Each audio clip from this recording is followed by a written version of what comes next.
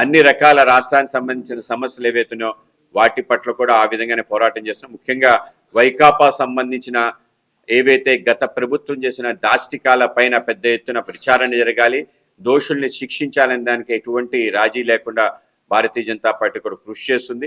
ఏదైతే గతంలో liquor scam సంబంధించిన అనేక మంది దొరికారు, వాళ్ళని కూడా పెద్ద ఎత్తున శిక్షించాలి. దాని వెనకాల ఉండే అసలు ఎవరైతే తాబీదారు ఉన్నాడో అతన్ని పట్టుకోవాలి.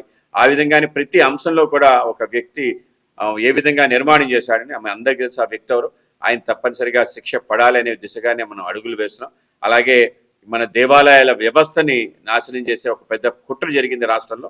ఆ విధంగా వ్యూహాత్మకంగా జరిగింది. విశ్వాసాన్ని, నమ్మకాన్ని సన్నగిల్లిగే ఒక ప్రయత్నాలు, ఏమీ జరగదని ఒక ప్రయత్నం కూడా ప్రజలకు చూపించాలని చెప్పి సుమారు 200 దేవాలయాల్ని అనేక రకాలుగా విధ్వంసం చేసే ప్రక్రియ జరిగింది. దీంతో పాటు వ్యవస్థల నిర్వీర్యం చేసే విధంగా ఒక వ్యవస్థ జరిగింది. దాంట్లో లడ్డు కూడా ఒక అంశమే.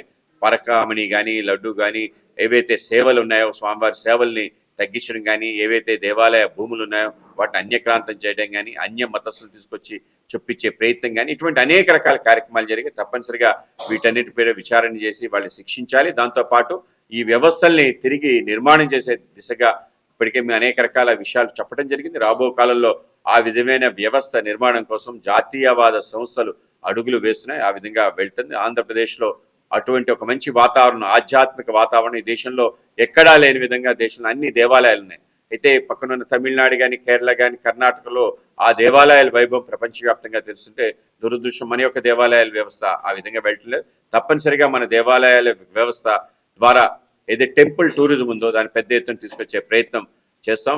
ఇవాళ కూటమి ప్రభుత్వం ఆధ్వర్యంలో అవన్నీ పెద్ద పెద్ద ప్రయత్నం జరుగుతుంది. కనుక తప్పనిసరిగా వీటన్నిటికీ పెద్ద ఎత్తున ఫుట్ ఫాల్స్ వచ్చే విధంగా ప్రయత్నం జరుగుతుంది. ఇవాళ ఆంధ్రప్రదేశ్లో ఎవరైతే మనకి అనేక రకాల విషయాలు ప్రచారం చేస్తున్న ప్రవక్తలు ఉన్నారో, చాగంటి కోటేశ్వరరావు కానీ, గరికపాట నరసింహారావు గారు కానీ, అలాగే వీళ్ళందరి యొక్క ప్రవచనాల కారణంగా ఇవాళ మొత్తం ఉత్తరాది రాష్ట్రాలు, దక్షిణాది రాష్ట్రాల్లో దేవాలయాల్లో విపరీతంగా తెలుగు భక్తులు ప్రయాణాలు చేస్తున్నారు. మహాకుంభమేళలో కూడా సుమారు 50% మన తెలుగు వాళ్ళు వెళ్ళి ఆ విధంగా అక్కడ స్నానాలు చేయటం కానీ, అనేక రకాల కార్యక్రమాలు, చార్ధామ్ కానీ, అలాగే వైష్ణవిదేవి కానీ, కిందన్న అరుణాచలం కానీ, ఇవన్నీ కూడా పెద్ద ఎత్తున మన వాళ్ళు వెళ్తున్నారు. ఆ విధంగా మనం అనేక రకాల దేవాలయాలు పోషిస్తున్నాం. మన ప్రాంతం సంబంధించిన దేవాలయాల వైశిష్యాన్ని కూడా మనం తెలుసుకొని ఆ ఉత్తరాది రాష్ట్రాల నుంచి కూడా తీసుకొచ్చే విధంగా ప్రయత్నం జరగాలి. ఆ విధంగా టెంపుల్ టూరిజం ద్వారా పెద్ద ఆర్థికంగా రాష్ట్రాలు ముందుకెళ్తాయి.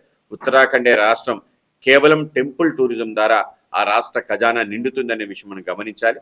కనుక తప్పనిసరిగా ఈ వ్యవస్థ కూడా ఈ రాష్ట్ర నిర్మాణంలో భాగస్వాములు అవుతుంది. కేవలం ఆధ్యాత్మికంగానే కాకుండా ఆర్థికంగా కూడా రాష్ట్రానికి ముందుకు తీసుకెళ్లే అవకాశం వీటిలో ఉంది. కాబట్టి ఆ విధమైన ప్రయత్నం జరగాలని మేము కూడా అందరికీ ధన్యవాదాలు.